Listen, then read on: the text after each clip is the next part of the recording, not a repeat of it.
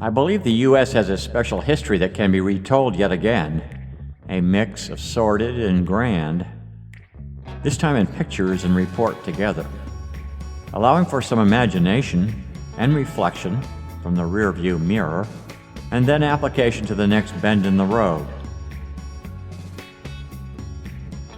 We humans find ourselves on a remote planet island that is widely called Earth, or Mother Earth, Terra Mater, by us residents. The experiment, by God, the Great Spirit, angels, or whatever, has been ongoing for some time. The beauty of the location and the mystery of its life and inhabitants are intact, but only in a fragile sense. I have journeyed for years, in fits and starts, and can report that these two attributes, beauty and mystery, are under assault in the 21st century. They always have been, really. The photojournalistic account here, one of a series of reports, is broad in intention, but narrowly picks out North America as a place to visit and wonder about.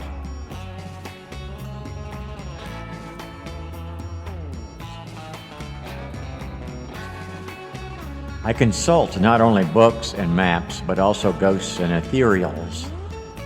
As I travel, and I have extensively, my first impressions and their memories combined result in landscapes and stories.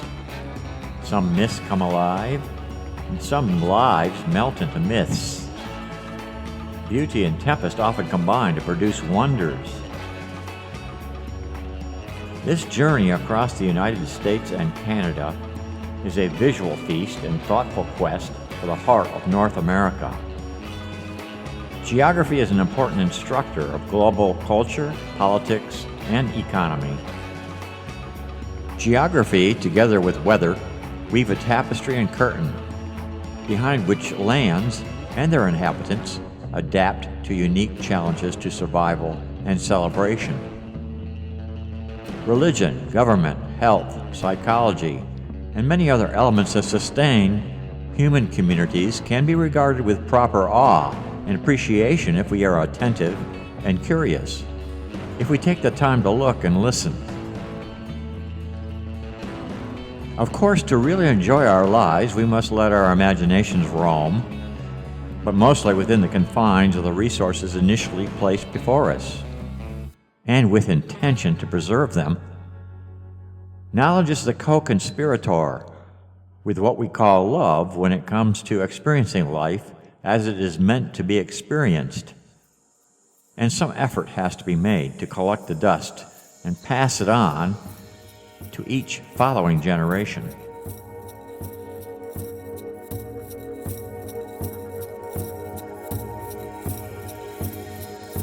I wonder if the ground is listening to what it said. The ground says, "It is Great Spirit that placed me here." The ground says, "The Great Spirit has placed me here to produce all that grows on me, trees and fruit."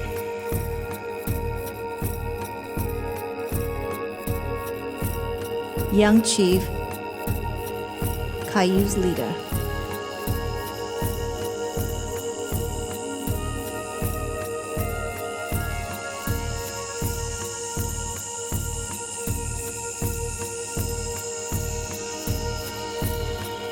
Americans who were first in North America lived in more diverse and spread out tribal communities than I had known before I began to study the history of the continent.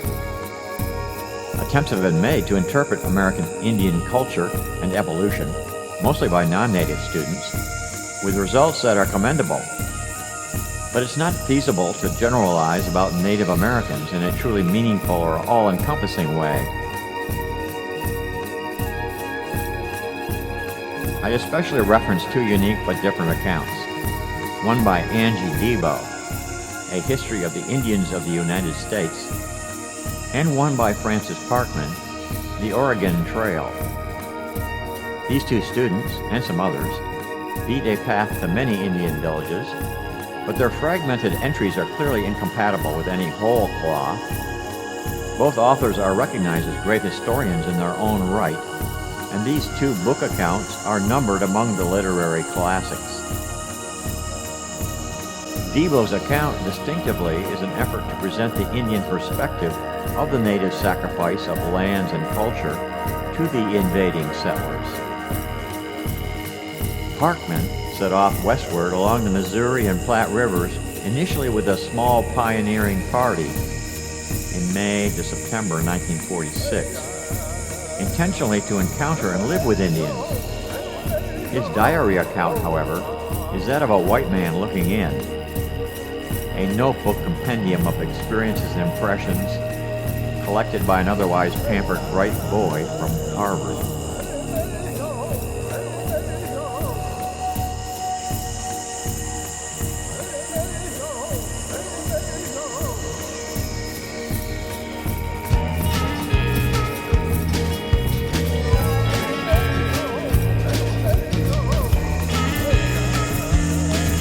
Two other packages of accumulated knowledge of the American interior and the life there, before civilization of the European kind smoothed out the landscape and bloodlines, must also be acknowledged as good starting points to put the Indian within the context of the pioneering era of American history. These are the journals of Lewis and Clark, an expedition that began in 1804, first published early in the 20th century, and the widely read scientific reports of 5 expeditions led by John C. Fremont, 1813 to 1890.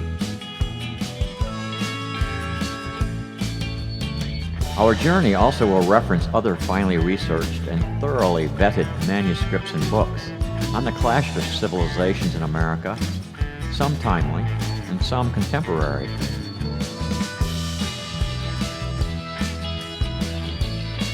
The pioneer or settler has his or her own tales to tell of the days of dust and death, of pain and patience, of battles and toil, of hopelessness and peace pipe smoking. Their stories are mixed up in the native mythology, and much has to be left unsaid. Some of the unsaid is actually horrible and even unspeakable. Some cruelties exacted between residents of the continent are astounding. Standing amongst the scattered grave markers at Boot Hill outside Tombstone, Arizona, and sauntering through semi-abandoned ghost towns scattered about northern Oregon, I realized that settlers' tales are as important to the fertilization of the West and the rest of America as are the tribulations of the populations they displaced. The European settlers brought a form of Western civilization to what they saw as a disorganization of the woods, mountains, and plains now composing the U.S. and Canada and Alaska. Their contribution to history is a map of the simulation and assassination of everything in their path, including buffalo, furs, prairie land, teepees, and hunter-gatherer cultures. The native Indians gradually gave way, but the story of their surrender is complex, with a mix of heroism and not-so-noble deeds on both sides of each inevitable conflict.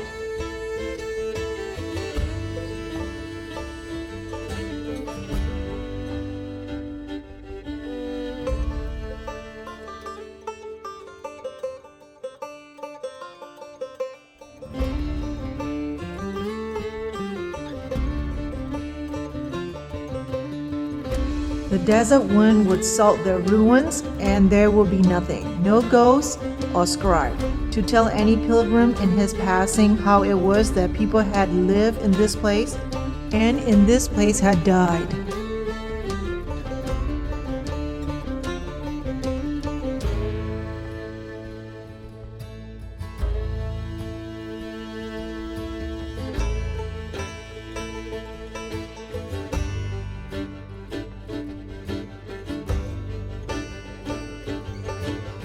The following is the report of the Italian navigator Giovanni da Verrazzano.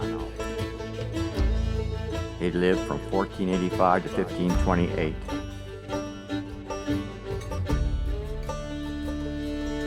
His observations of the American Indian are among the first to be reported and written.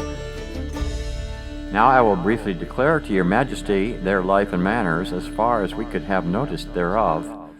These people go altogether naked, except only that they cover their privy parts with certain skins of beasts, like unto martens, which they fasten into a narrow girdle made of grass.